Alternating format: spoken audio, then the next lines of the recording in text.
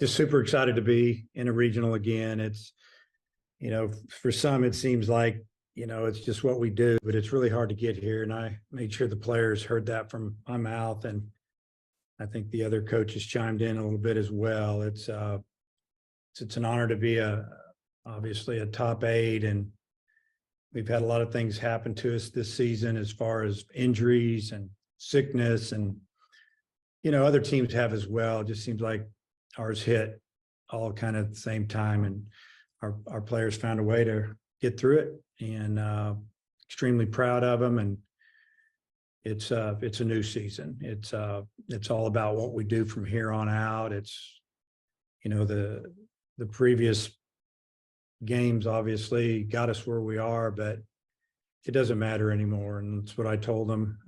It's all about now. It's about the future. And I think they're excited to be here and be playing. All right, Bob, want to kick us off? Yeah, Dave, I'm sure you've got a detailed scouting report on Santa Clara. Seriously, what do you know about those guys? Nothing. That's about it. I don't know anything. Yeah. But we will here in a little while. I don't know. I just found out who we were playing. No, they won. And they're from more of the northern part of California.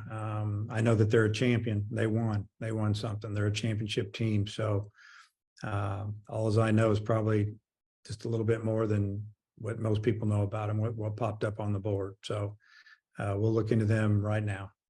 I think that's where Steve Nash went to school. The great NBA player. Or maybe I'm wrong about that. I see Andrew shaking his head. Hey, and you guys knew you're going to be at home, and you've proven you can get to Omaha on the road. But how good is it to be at home with as well as you guys have played at home? It's always good to be at home, really. I mean, especially we've been on the road for 11 days straight, and just driving back in once we got in our cars at the airport the other day, it was nice to be here and regroup a little bit and let these guys have some freedom yesterday, today, and then have team practice the next couple of days, and then obviously a Thursday workout that's structured time-wise. But it's really good to be able to play at baum-walker in front of our fans who, are extremely loyal, and they show up, and it's it ought to be an exciting weekend. Okay, I might have a couple more if time allows, but I'll turn it back over to Oliver. Thanks. Ellis. Yeah, Coach, obviously you guys played TCU earlier in the year, and when you played them, you probably thought you might see them down the road. Just, what do you make of seeing them pop up and the opportunity to kind of get that one back? Yeah, what a really talented team, older team, veteran team, good mix of speed and defense, power, just following scores. And I follow most of the teams in our region. We felt like we'd get somebody from the area. We weren't sure it would be TCU, but they've had a great year. I did watch them win the Big 12 championship game yesterday. I watched most of it. And, we all had a thought that they would be heading this way. And, they've had a super year. And then, you mentioned you guys haven't done a ton since that game Saturday, but just mentally when you're around the guys today, just where do you think your team is at with their mindset? And do you feel like they're ready to play their best ball down the stretch here? Well, I've only been around them for 45 minutes, hour so far. And, I think that, I think mentally we're in a good place. We went 3-3 against some really, really good teams on the road. And, we did what we needed to do to get where we are today. I hope they take a little time to maybe sit back and realize what a good season that we've had, and that we put ourselves into position to play here as long as we win. And, but I think the mood's good. Some of our goals at the beginning of the year are obviously to get to this point and have an opportunity to continue to play in a regional. And here we are. Much. Yeah, Dave, we've asked you about Santa Clara and TCU. I'm just curious what you think about Arizona also popping up in your regional. Do you know anything about them? I've watched them, I'd say parts of their games 2 or 3 times throughout the season, just because they were on late game. I'm at home, and I'm looking through scores and I see that they're still playing. They look very physical to me, a little older team. I know Tennessee played them, I think, to open the season, and I think Arizona beat them, and that was out there in Arizona somewhere. somewhere at a tournament. So I don't know a whole lot about them. I know that league out there is awfully good, and you know, they were a team that had to wait to see if they got in, and they got in. So I'm sure they're extremely excited to be playing. I think after your game on Saturday, you said something about you need to get the top part of your lineup going, some of the older guys. Just how do you do that? What does the next couple of days look like in that regard? Well, really, it's more individual. They need to mentally clear their head. Try not to do too much, because I think that's what's going on a little bit with some of those guys. Or, you know, they're swinging a little too hard, a little too aggressively, or swinging to pitches that they normally don't swing at, and got themselves behind in the count. Sometimes just a day or two off can help that a lot. And then, you know, some instruction, but really more just going back to what they normally do, and that's staying within, you know, kind of the pass the baton mentality. Just do what you can do and let the next guy do what he does. And it's called a team, and it's team offense. And if we do that, we'll have a good weekend. If we don't, it's going to be a fight. Tom. Hey, Dave, so I guess you go into the looking at the opposing lineups and maybe determining whether you want to go Holland Smith or Smith Holland. What are your thoughts on that front? Yeah, I mean, we'll go look at all that, and then just attack it with whoever. I mean, they're both outstanding pitchers.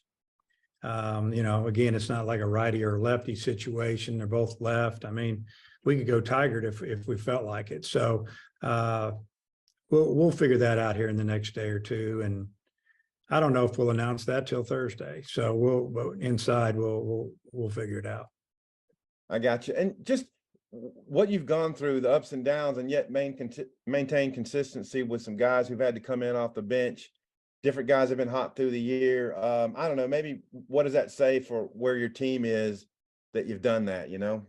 Yeah, I just think it really speaks to the team, the players in that locker room, and, you know, the importance of being good and representing and not letting their teammates down. And, you know, even if we won games, you know, if we'd have lost some games in there with all the injuries, you know, maybe it was expected a little bit, but I think some guys proved that they're really good players, and they deserve to be on the field more than they were in some situations. And I don't know. I just feel like it's just a really good team setting, next man up mentality, and they've made us all proud by the way they played this year. Okay, thanks. Bob. Dave, what do you think about the SEC getting 8 regional host sites and 10 in, and you know, you play in that gauntlet week after week? How do you think that prepares you for a regional? Well, it definitely prepares you for a regional. We always talk about that. You hope you play your best ball, but it, you know, you think down the stretch who we played and where we played them. It's hard to play a tougher schedule. That's why our strength of schedule ended up in the top 5 in the country in RPI, because we won enough of those. I think we're prepared. We're not going to be shocked by the talent level of anybody that's coming into the regional. I mean, we know Arizona's going to be good. You know, I mean, just from them playing in the league, we've seen TCU. I mean, our opponent is going to be the one we probably know the least about, and that's why we have to dig in. So, you know, Santa Clara, they score runs. We've watched that. But I mean, we're prepared for what we're getting into. It's just a matter of how we handle it. And then the SEC getting 8 seeds, some top 16. Some people said, oh, they don't deserve it. But the committee said, well, we don't need to send teams to Boston or even it out. We're going to give the most deserving teams. What'd you think about 10 teams in and 8 host sites? Well, I think it, you know, it speaks volumes to the talent that's in our league. A lot of future big leaguers playing the SEC. Just week in and week out, you're always playing a good team, whether they're winning or not. They have ability, obviously, and you know, you have to play well. Our league did great against all outside opponents.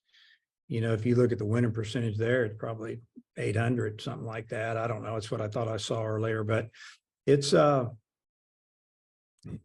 deserved, I think. You know, now it might not happen, or people might think differently after the regionals are over, but I do believe what they've done throughout the season warrants them receiving a regional here in their own ballpark. I got one other thought. I think the host team, unless it's changed, gets to pick when y'all play Friday for game 1 or game 2. I think you've done both, but the benefits to game 1, you get to play earlier, get a little more rest. Just how have you decided if you want to play in the day or the night? Yeah, I think we got something a few weeks ago. I'm sure they sent that out to 60 schools that if you had that opportunity to host and you want to play the first or second game, doesn't mean you're going to get it. I don't think 100%, but we put in for the first game. And I think I know why. Besides, of course, I know you want to help us with our deadlines. What are your other thoughts on that? Yeah, just kind of, you mentioned some of them. One for me is you don't have to sit around all day. And then obviously if you play a little bit earlier, you do, win or lose, you get a little more rest before the next day. And then probably the third thing is at this time of year, a lot of the thunderstorms that pop up are in later afternoon. So you might stay away from a delay. So, those are some of the things that we talk about. Okay, thanks. Ellis. Yeah, Coach, it seems like RPI has become, more and more prevalent the last few years, and it's kind of the main driving force in determining this. From an RPI standpoint, your regional doesn't seem too hard, but you've got 2 programs that have won a lot. I was just wondering what you make of the process and just how dependent the committee has become on RPI and just determining everything.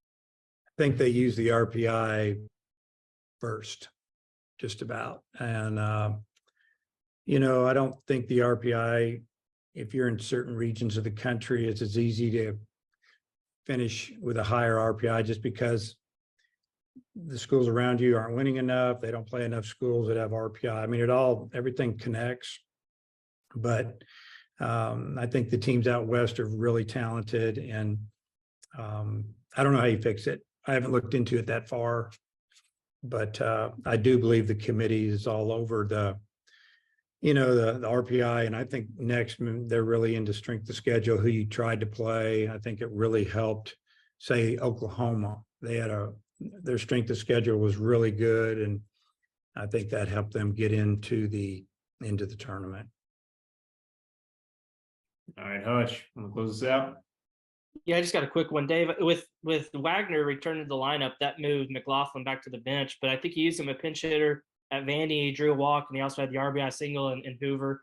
Just how do you like him in that role? Do you feel like he's pretty comfortable coming off the bench as a pinch hitter like that?